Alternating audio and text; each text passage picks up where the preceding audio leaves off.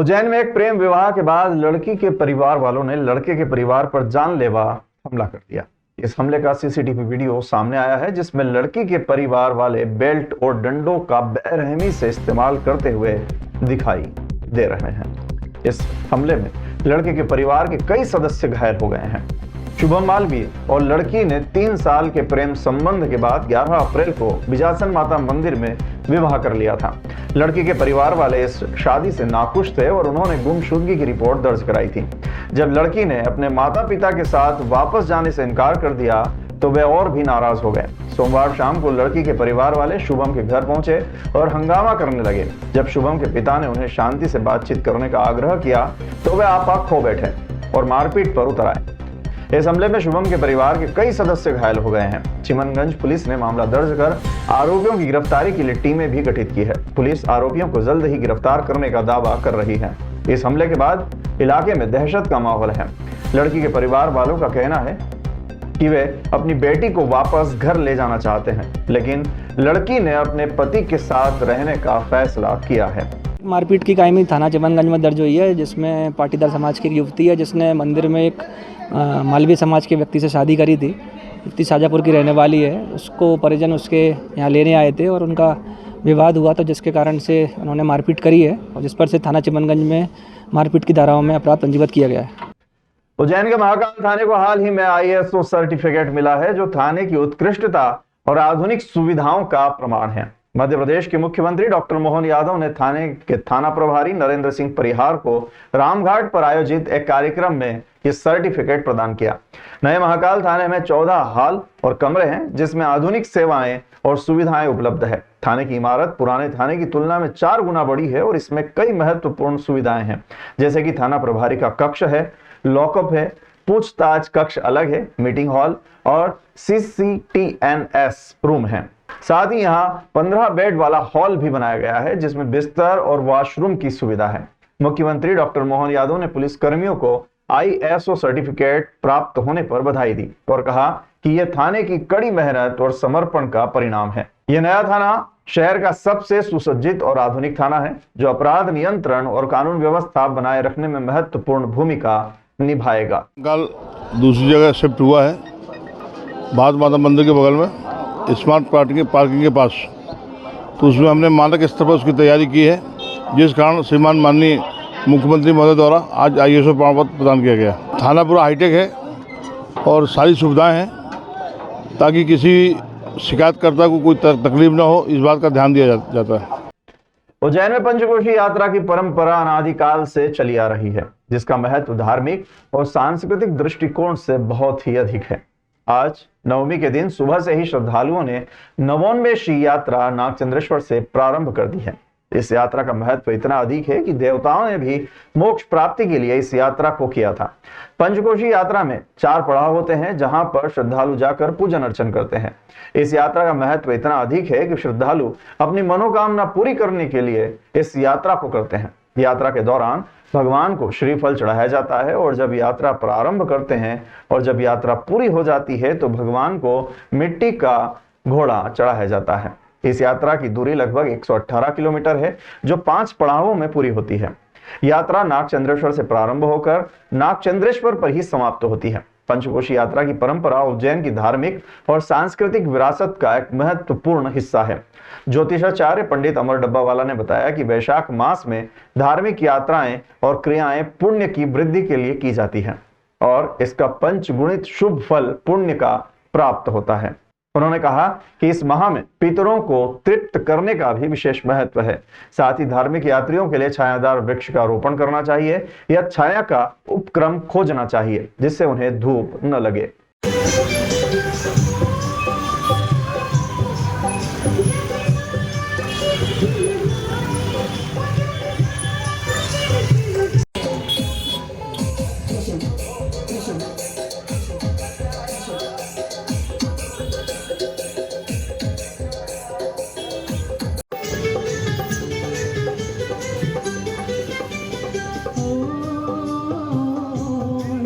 मेरा बाबा दया का सागर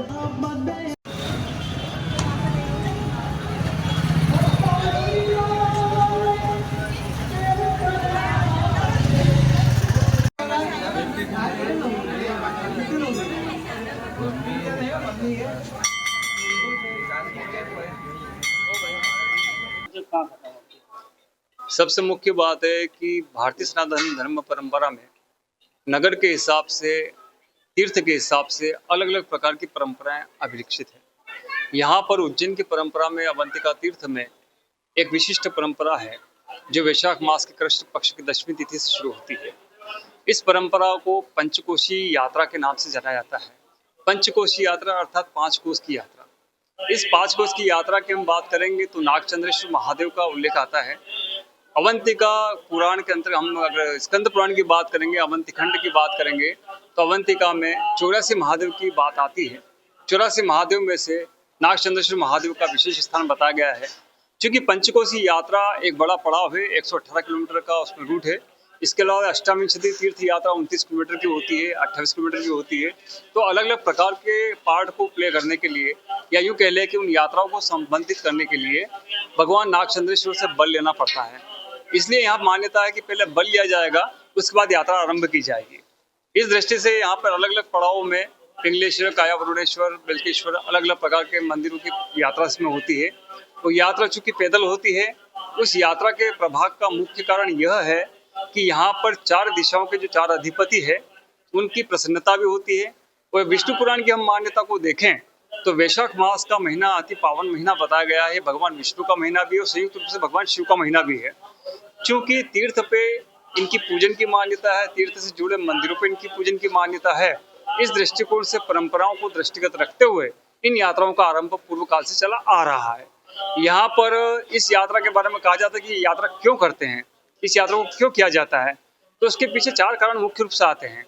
पहला कारण, पूर्व काल में जब लोक परंपरा की हम बात करें तो पूर्व काल में यहाँ पर उत्तम वृष्टि हो सके, उत्तम खेती हो सके, सुख शांति बनी रह सके, परिवार में वंश वृद्धि हो सके, विश्व का कल्याण हो सके। इन 5 बिंदुओं को विशेष रूप से दृष्टिगत रखा गया, जिसके अंतर्गत वैशाख मास को चयन किया गया। और वैशाख मास चूंकि तपिश का माह माना जाता है, इस समय सूर्य मेष राशि में परम उच्च अंश पर होते हैं, वो तड़की गर्मी पड़ती है। इस तपती गर्मी में यात्रीगण अपनी तपस्या का बल प्राप्त करते हुए यात्रा का आरोहण करते हैं। उज्जैन के श्री गुरु सिंह सभा दूधतलाई में हाल ही में एक बड़ा बदलाव देखने को मिला है। पहले चुनाव कराने की बात थी, लेकिन बाद में सहमति से अध्यक्ष बनाने का फैसला लिया गया। उज्जैन सिख समाज के अध्यक्ष सुरेंद्र सिंह अरोड़ा ने बताया कि 23 अप्रैल को चुनाव को लेकर मतदान होना था, जिसमें सरदार इकबाल सिंह गांधी और सरदार मंजीत सिंह दोनों प्रमुख उम्मीदवार थे।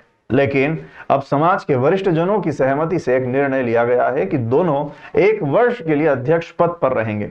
मध्य प्रदेश केंद्रीय श्री गुरु सिंह सभा के प्रधान भूपेश भाटिया ने चुनाव नहीं होने की बात कही है और समाज के 2 टुकड़े होने से बचने के लिए इस निर्णय को उचित बताया। सरदार मंजीत सिंह ने अपनी भावनाओं को समझते हुए कहा कि वे अगले साल के लिए अध्यक्ष बन जाएंगे और इकबाल सिंह गांधी को इस साल के लिए अध्यक्ष बना दिया जाए। अब शपथ ग्रहण का कार्यक्रम होना है, जिसमें दोनों चुनाव अधिकारी समाज हित में अपना निर्णय देंगे और पदभार ग्रहण करेंगे। 1-2 दिन के अंदर यह सब कामकाज निपट जाएगा। इस निर्णय से समाज में एकता और सौहार्द का माहौल बना रहेगा। साथ ही दोनों नेता समाज के हित में काम करेंगे। सुरेंद्र सिंह अरोड़ा ने बताया कि यह निर्णय समाज के लिए बहुत ही अच्छा है और इससे समाज में एकता और मेलजोल बढ़ेगा। 23 तारीख को कार्यक्रम के हिसाब से मतदान होना था। उसके बीच में सब लोगों की एक ही इच्छा थी, मेरे पे भी हर प्रकार का ये दबाव था कि चुनाव ना हो, किसी न किसी सहमति के तरीके से अध्यक्ष को बना दिया जाए। 6 फॉर्म को लाए थे। 6 में से सबसे जो उम्मीदवारी थी वो इकबाल सिंह जी गांधी और मंजीत सिंह जी डंकी थी। ये तय हुआ कि दोनों को 1-1 वर्ष का कार्यकाल दिया जाए। मंजीत सिंह जी को, इकबाल सिंह जी को बिठाया। इंदौर से हमारे जो सिंह सभा इंदौर के जो प्रधान हैं, मध्य प्रदेश केंद्रीय श्री गुरु सिंह सभा के जो प्रेसिडेंट है मोनू भाटिया जी, वो आए। उन्होंने भी यही कहा कि नहीं, चुनाव नहीं होना चाहिए। इंदौर के अंदर अब इतना नुकसान सह चुके हैं कि समाज के 2 टुकड़े हो गए हैं। ऐसी स्थिति उज्जैन के अंदर नहीं होना चाहिए। एक माननीय इकबाल सिंह जी, माननीय मंजीत सिंह जी, दोनों को सब सामने सामने बिठाया गया और फिर ये तय किया गया कि 1-1 साल के लिए दोनों अध्यक्ष हो जाएं। और दोनों वीरों से मैंने कहा कि आप में से कोई एक बलिदानी दो और दूसरे भाई से कहोगा इस साल तुम बन जाओ, अगले साल मैं बन जाऊंगा। मंजीत सिंह जी ने शायद मेरी भावनाओं को समझा और उन्होंने खड़े रह के कहा कि नहीं, मैं अगले साल के लिए प्रधान बन जाऊंगा, एक साल के लिए अपने इकबाल सिंह जी गांधी जी को प्रधान बना दिया जाए। मंजीत सिंह जी का जो त्याग है वो भी अपने आप में बहुत अपूर्णीय है, बहुत ही महत्वदायक है और इस प्रकार से उज्जैन का सिख समाज भी दो टुकड़े होने से बच गया। मध्य प्रदेश कबड्डी टीम ने बाबा महाकाल के दर्शन कर हिमाचल प्रदेश के धर्मशाला में आयोजित होने वाली राष्ट्रीय कबड्डी प्रतियोगिता में भाग लेने के लिए उज्जैन से रवाना हुई है। टीम के सदस्यों ने विश्व प्रसिद्ध महाकालेश्वर मंदिर में दर्शन किए और बाबा महाकाल का आशीर्वाद प्राप्त किया। जिला अध्यक्ष मोकम सिंह पटेल ने जानकारी देते हुए बताया कि तृतीय श्रेणी कर्मचारी संघ साथ ही संयुक्त मोर्चा जिला उज्जैन द्वारा खिलाड़ियों का भव्य स्वागत किया गया और उन्हें शुभकामनाएं दी गई। 25 व 26 अप्रैल को हिमाचल प्रदेश में नेशनल मास्टर गेम्स 2025 की राष्ट्रीय कबड्डी प्रतियोगिता का आयोजन किया जाएगा। मध्य प्रदेश की टीम ने पिछली राष्ट्रीय प्रतियोगिता में गोवा में शानदार प्रदर्शन करते हुए स्वर्ण पदक अपने नाम किया था। इस बार भी टीम के सदस्य उम्मीद कर रहे हैं कि वे स्वर्ण पदक जीतकर प्रदेश का नाम रोशन करेंगे। राजेंद्र यादव कैप्टन के नेतृत्व में उज्जैन सहित मध्य प्रदेश जिले के बड़नगर, खाचरोद, इंदौर और मंदसौर से 5 खिलाड़ी अपनी प्रतिभा का प्रदर्शन करेंगे।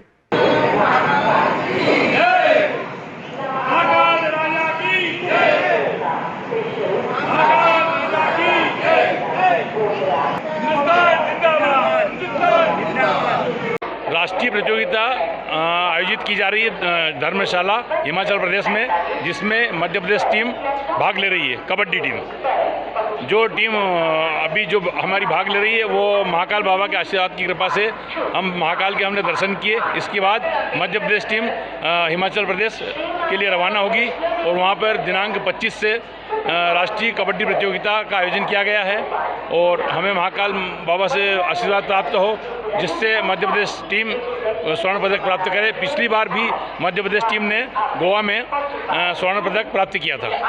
आज ये टीम जो है मध्य प्रदेश की मास्टर गेम्स में 25 और 26 को कबड्डी प्रतियोगिता में जा रहे हैं और इस टीम को हम कर्मचारी संघ की ओर से बधाई देते हुए रवाना कर रहे हैं। पूरे खिलाड़ी हैं, मास्टर गेम्स में जाएंगे और पिछली बार भी इन्होंने गोवा में स्वर्ण पदक जीता था।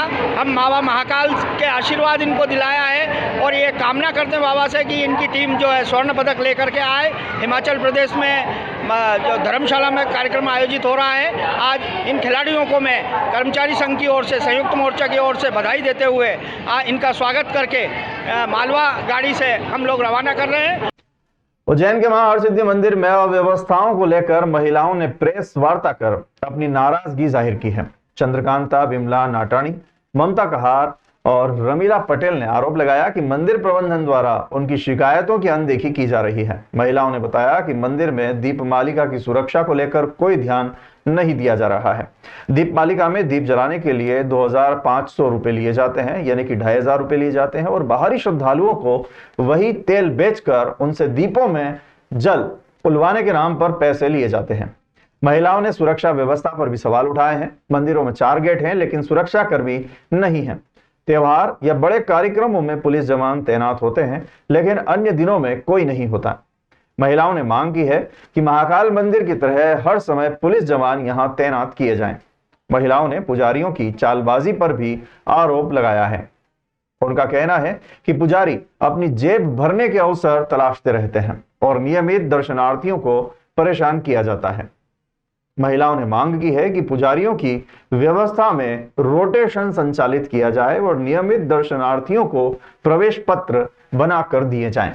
साथ ही महिलाओं ने चेतावनी दी है कि यदि उनकी मांगों को नहीं माना गया तो वे आंदोलन करेंगी। उन्होंने कहा है कि वे मां की भक्ति और भजन के लिए मंदिर आती हैं, लेकिन प्रबंधन की लापरवाही के कारण उन्हें परेशानियों का सामना करना पड़ रहा है। अब वर्षों पुराने हमें और हम लोग दर्शनार्थी है, संध्या आरती के बहुत दूर दूर से आते हैं।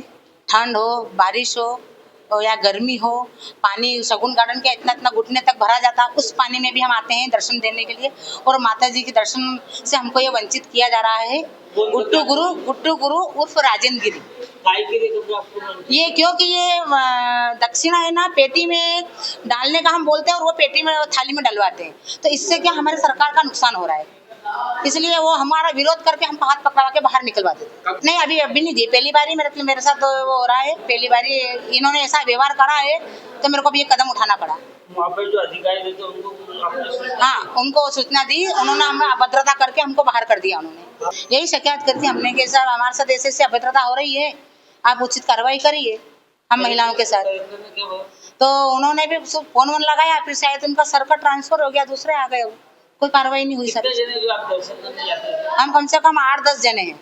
आप क्या मांगे, क्या चाहते हैं? हम ये चाहते हैं कि हमारे सरकार का नुकसान भी नहीं हो और ऐसे पंडित पुजारी को हटाए, और जो ये सरकारी मंदिर हो चुका है तो ये सब बोर्ड वगैरह हटाए, क्योंकि अभी हमारे रिलेशन वाले ने 8 लाख का चांदी का वो बनवाया, पीछे माता जी के शेर बनवाए, पर उन्होंने अपना नाम नहीं लिखवाया। उज्जैन में सप्तद्विसीय जगत गुरु श्रीमद वल्लभाचार्य जयंती महोत्सव के द्वितीय दिवस पर बधाई गान, कीर्तन और अष्टाक्षर महामंत्र जाप का आयोजन किया गया। इस अवसर पर सैकड़ों वैष्णवों ने महामंत्र जाप कर अपने जीवन को धन्य किया। कार्यक्रम में मुख्य अतिथि माया राजेश त्रिवेदी, जगदीश पांचाल और मनोज खंडेलवाल ने भाग लिया था। इस दौरान श्री गोवर्धन नाथ जी के मुखिया जी शरद चंद भट्ट का सम्मान किया गया। मीडिया प्रभारी दीपक राजवानी ने बताया कि महाप्रभु जी बैठक ट्रस्टी विठल नागर के संयोजन में श्री गोवर्धन नाथ जी की हवेली सिंहपुरी में आयोजित कार्यक्रम में सह संयोजक श्याम माहेश्वरी, जितेंद्र गांधी, आनंद पुरोहित, शैलेंद्र राठी और मनीष नागर ने महत्वपूर्ण भूमिका निभाई। कार्यक्रम का सफल संचालन आनंद पुरोहित ने किया और आभार विशाल नीमा ने माना। इस अवसर पर वल्लभ नागर, प्रमोद जेथलिया, नवल माहेश्वरी, अशोक नागर, नरेंद्र नागर, सुनील नीमा, दीपेश शाह, अमर दिसावल, हिमांशु दिसावल, नितिन शास्त्री, आशीष दिसावल, आभास शर्मा, अतुल नागर, विपुल नागर और कुंदन दिसावल सहित बड़ी संख्या में महिला और पुरुष उपस्थित हैं। महिला मंडल की राधा रानी सुगंधी, मीना पुरोहित, सीमा माहेश्वरी, ममता हिमांशु दिसावल, रूपाली दिसावल और अनीता शाह ने भी कार्यक्रम में सक्रिय भागीदारी की। सभी ने मिलकर श्रीमद वल्लभाचार्य जयंती महोत्सव को सफल बनाने में योगदान दिया। इस अवसर पर उपस्थित सभी लोगों ने श्री गोवर्धन नाथ जी की सेवा करने और वैष्णव जीवन को सुखमय और आनंदमय बनाने के लिए प्रतिदिन प्रातःकाल ठाकुर जी की सेवा करने का संकल्प लिया।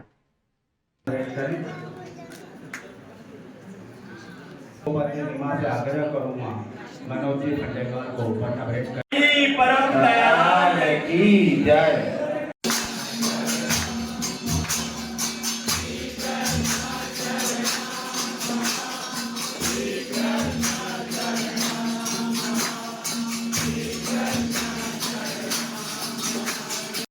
मैं सबसे पहले आ गई यहाँ पर कि पहले उनके दर्शन कर लूँगी और उसके बाद में पता नहीं क्या कार्यक्रम है।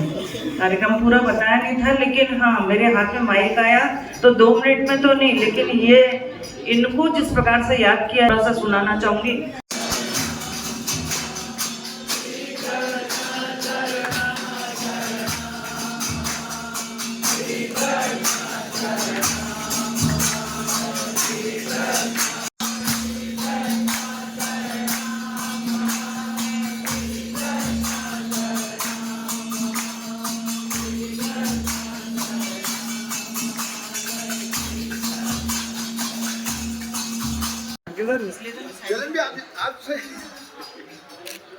और माया भाभी को पन्ना भेंट करें।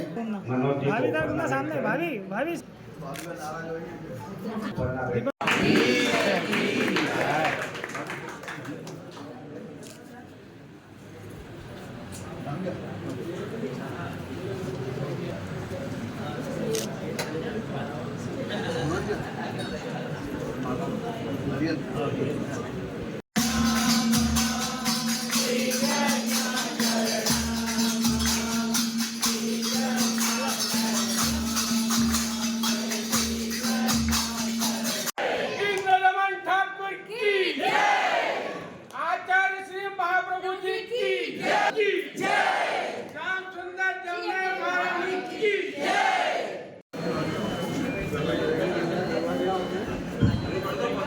के लिए समर्पित किया हुआ है।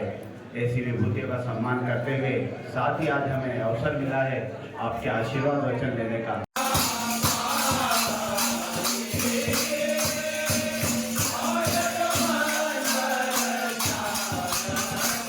ये जगत गुरु श्रीमद वल्लभाचार्य श्री महाप्रभु जी की जो 73वीं बैठक मध्य प्रदेश की एकमात्र बैठक है उज्जैन में, हमारे आचार्य का 548वां प्रागट्य उत्सव मनाने जा रहे हैं। हम ये 7 दिवसीय उत्सव के रूप में मना रहे हैं। प्रथम दिन हमने कल श्रीनाथ जी मंदिर में बच्चों का प्रतियोगिता, जिसमें विभिन्न प्रकार से हमारे ठाकुर जी के रूप और महाप्रभु जी 73वीं बैठक जो उज्जैन में स्थित है उसका चित्रण किया था। आज हम श्री गोवर्धननाथ जी के हवाले जो हमारा इंद्र दमन स्वरूप है यहाँ पर विराजता है, जो पूरे भारत में 3 स्वरूप है, उसमें दूसरा स्वरूप इंद्र दमन का पहला नाथ द्वारा में है और एक बड़ौदा में। इस प्रकार से देव दमन, नाग दमन और इंद्र दमन। तो इंद्र दमन हमारे यहाँ उज्जैन में विराजित है गोवर्धननाथ जी हवेली में। आज यहाँ पर हम बधाई कीर्तन गान और अष्टाक्षर महामंत्र का जाप, साथ ही हम यहाँ पर हमारे जो सेवा करते हैं मुखिया जी शरद भाई भट्ट, उनका भी हमने सेवा सम्मान हमारे ट्रस्ट परिवार की ओर से श्री प्रधान गृह आचार्य श्री महाप्रभु जी ट्रस्ट परिवार एवं वल्लभाचार्य जयंती महोत्सव समिति के तत्वाधान में किया गया। आज के इस कार्यक्रम में श्रीमती माया राजेश त्रिवेदी हमारे इस कार्यक्रम की विशेष अतिथि थे। मुख्य अतिथि हमारे भाई मनोज जी खंडेलवाल और हमारी समिति के आदरणीय श्री श्याम जी माहेश्वरी, आनंद जी पुरोहित, मनीष नागर, शैलेंद्र जी राठी और जीतन भाई गांधी, इनके सब संयोजन में ये पूरा कार्यक्रम आयोजित हो रहा है। और आगामी समय में कल श्री मदन मोहन जी की हवेली में वल्लभ साखी, जो वल्लभ के गुणगान किए जाते हैं, नाम जिसका नाम वल्लभ साखी बताते हैं हमारे संप्रदाय में, उसका गुणगान होगा। साथ ही हमारी एक और हवेली पुरुषोत्तम जी की हवेली है, जहाँ कल शाम को 7 बजे 7:30 बजे के अंतराल में फुल बंगला का मनोरथ, उसके बाद श्री मदन मोहन जी की हवेली में वल्लभ साखी का गुणगान होगा। 1 लाख के पार पहुंचा सोना।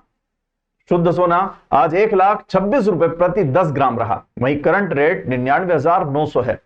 साथ ही बात करें 22 कैरेट सोने की तो उसका भाव 90,000 पहुंच गया है, जो कि अब तक का सर्वाधिक है। चांदी 300 रुपए महंगी रही, सोना 2800 रुपए महंगा रहा। सराफा बाजार में चांदी 98,700 रुपए प्रति किलो और जेवरात सोना 94,800 रुपए प्रति 10 ग्राम रहा। उज्जैन के सोना चांदी व्यापारी सिद्धार्थ जैन ने मीडिया से चर्चा करते हुए बताया कि 24 कैरेट का सोना आज 1 लाख पर पहुंच गया है। इसका पिछला बंद प्राइस 96,670 रुपए था, यानी एक दिन में 24 कैरेट सोना 3,330 रुपए प्रति 10 ग्राम महंगा हुआ। वेडिंग सीजन और अक्षय तृतीया से पहले सोने के रेट में रिकॉर्ड तोड़ तेजी देखी जा रही है। मार्केट में सोने की कीमतें मंगलवार को पहली बार 24 कैरेट सोना 1 लाख रुपए प्रति 10 ग्राम के ऐतिहासिक हाई लेवल पर पहुंच गया। इसका सोमवार का प्राइस 96,670 रुपए था और आज यानी मंगलवार के दिन एक दिन में 24 कैरेट सोना 3,330 रुपए प्रति 10 ग्राम महंगा हो गया। इधर सोने के वायदा भाव में लगातार चौथे कारोबारी सेशन में मंगलवार को तेजी देखी गई और सुरक्षित निवेश की मांग के चलते 1,899 रुपए की तेजी के साथ 99,178 रुपए प्रति 10 ग्राम के लाइफ टाइम हाई पर पहुंच गया था। सोना चांदी व्यापारी सिद्धार्थ जैन ने आगे बताया कि सोने के भाव बढ़ने का एक मुख्य कारण यह भी है कि पहले 4 से 5 देश ही सोने की खरीदी में सबसे ज्यादा इन्वेस्ट करते थे, जिसमें Bharat, America, China, South Africa ही सोने का इन्वेस्टमेंट करता था। लेकिन आज विश्व के अधिकतर देश सोने में सबसे ज्यादा इन्वेस्ट कर रहे हैं। इस वजह से सोने के भाव लगातार बढ़ रहे हैं। साथ ही लोगों में सोने के प्रति भी रुचि लगातार बढ़ती जा रही है। कि आज सोने का भाव सबसे हाईएस्ट लेवल पर पहुंच गया है अभी तक के, जो RTGS 999 GST के साथ 1,26,000 रुपये हाईएस्ट अभी भाव गया है। और अभी वर्तमान जो अभी करंट रेट है वो 99,900 का है और 22 कैरेट का जो रेट है वो 89,000 का है, 90,000 का। और दिन प्रतिदिन गोल्ड में तेज़ी बढ़ते ही जा रही है और इसका सबसे बड़ा कारण है कि विश्व स्तर पर पूरे ऑल वर्ल्ड में गोल्ड की खपत बढ़ते जा रही है। पहले कुछ देश, कुछ 5 टॉप लेवल पर देश थे जो अभी गोल्ड में निवेश कर रहे थे, लेकिन अब हर देश गोल्ड को कैप्चर कर रहा है। इस कारण गोल्ड का रेट बढ़ते जा रहा है और गोल्ड का रेट बढ़ने के बाद भी गोल्ड खरीदने का जो रुझान ग्राहकों का है वो कम नहीं हुआ। देखिए, जिनको लेना है वो तो ले ही रहे हैं और गोल्ड में निवेश करने वाला ये एक बात अच्छे से समझता है कि गोल्ड अगर हमने 1 लाख का भी लिया है तो आने वाले समय में 1.25 लाख होगा या 1.5 लाख होगा। और अभी अमेरिका की भी न्यूज़ के मुताबिक ये 1,20,000 तक जाने का है अभी। और ग्राहकों की रुचि कंटिन्यू बनी हुई है, ग्राहक गोल्ड में निवेश कर रहे हैं। पहले ग्राम में 1 तोला, 2 तोला, 5 तोला, 10 तोला ऐसे लेते थे, लेकिन अब वो बजट के हिसाब से अपने अमाउंट के अकॉर्डिंग 1 लाख, 2 लाख, 5 लाख ऐसे लेते हैं। और ये देखा जाए चांदी के भाव भी ऊपर नीचे हो रहे हैं, क्या कारण है चांदी के भाव में? वही सेम कारण है कि चांदी का भी जो ऑल वर्ल्ड जो खपत है वो बढ़ती जा रही है और अभी चांदी 98,000 हो गई है। आपका नाम? सिद्धार्थ जैन, श्री भैरव सिल्वर, लखेरवाड़ी उज्जैन। धर्मनगरी उज्जैन में गर्मी का प्रकोप शुरू हो गया है। शासकीय जीवाजी वेधशाला के अनुसार उज्जैन का तापमान 40 डिग्री सेल्सियस पहुंच गया, जबकि न्यूनतम तापमान 20.2 डिग्री सेल्सियस आंका गया है। गर्म हवाओं की रफ्तार 8 किलोमीटर प्रति घंटा है, जिससे लोगों को गर्मी का एहसास और भी बढ़ जाता है। मौसम वैज्ञानिक ने बताया कि तापमान में अब लगातार बढ़ोतरी होगी, जिससे गर्मी का प्रकोप और भी बढ़ सकता है। लोगों को सलाह दी गई है कि वे गर्मी से बचने के लिए आवश्यक उपाय करें। डॉक्टरों ने अपील की है कि लोग शरीर में पानी की कमी नहीं आने दें और अधिक से अधिक पानी पिए। इसके साथ ही फलों का सेवन भी अधिक करें, जिससे शरीर में पानी और पोषक तत्वों की कमी नहीं हो। गर्मी के इस मौसम में लोग अपने चेहरे पर कपड़ा बांधकर चलें, जिससे गर्म हवाओं से बचाव हो सके। बाजारों में भी लोगों की आवाजाही कम हो गई है और लोग गर्मी से बचने के लिए ठंडे पेय पदार्थों का सेवन कर रहे हैं। वहीं शासकीय जीवाजी वेधशाला के मौसम वैज्ञानिकों ने बताया कि आने वाले दिनों में तापमान और भी बढ़ सकता है, जिससे गर्मी का प्रकोप और भी बढ़ सकता है। लोगों को सलाह दी गई है कि वे गर्मी के इस मौसम में सावधानी बरतें और आवश्यक उपाय करते रहें।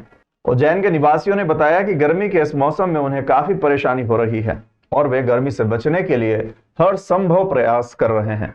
लोगों ने प्रशासन से मांग की है कि गर्मी के इस मौसम में आवश्यक व्यवस्थाएं की जाए, जिससे लोगों को गर्मी से राहत मिल सके।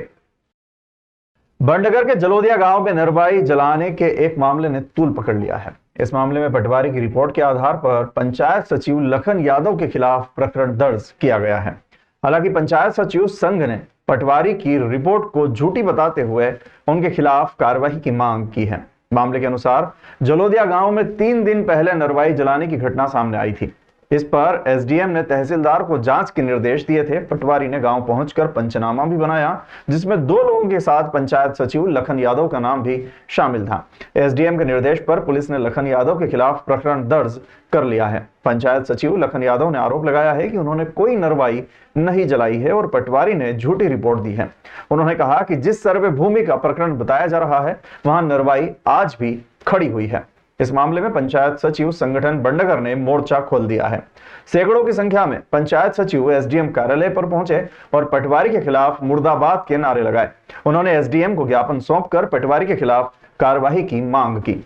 एसडीएम धीरेन्द्र पाराशर ने मामले में संज्ञान लेते हुए जांच दल गठित कर दिया है। उन्होंने कार्रवाई की बात कही है। अब देखना यह है कि मामले में क्या कार्रवाई होती है और सच क्या सामने आता है।